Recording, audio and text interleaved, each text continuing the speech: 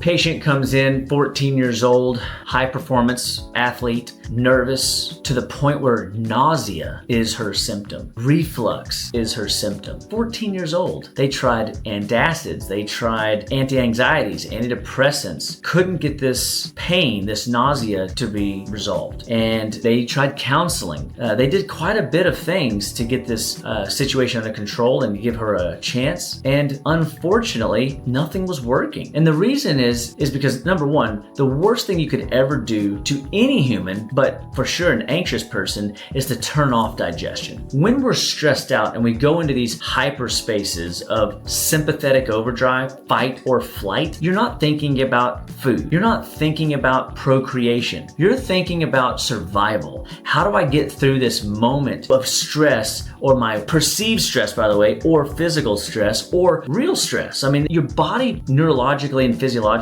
perceives it all the same. And at 14 years old, how do you even have the skill sets to manage stresses, and for why digestion began to slow down? It slows down in everybody because fight or flight is not rest and digest. Fight or flight is sympathetic, rest and digest is parasympathetic, and this girl's body was in a fight or flight space. She would go onto the court and she would start to panic. She would sit down for an exam, she would get nauseous. She would have belly pain. She would have hormonal problems and borderline sweats because she was so short-fused. So we did what we always do. We started with a simple food log, and we discovered in the food log that, yeah, she could eat some better foods, but she was actually eating a pretty clean diet. I can't really say her diet was wrecking her. Now, it probably wasn't contributing to everything perfect, because recently she did some funny things and got into Nutella, and it's so garbage, full of sugar, full of bad oils, full of fake ingredients. It clogged her system up, and it caused her a relapse, but it only lasted for like 3 days. But that's what we discovered on the food log. And this is why when you're anxious and you have depression, or you have symptom patterns of any kind that you're not genetically born with, it's important to look at a food record that tracks bowel movement activity, sleep activity, mental clarity, and an area for additional notes,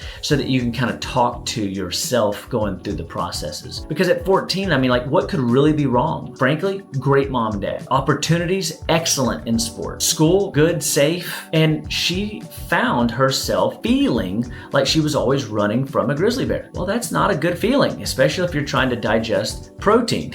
You cannot digest a steak if you're running from a grizzly bear. That is two major differences in blood flow.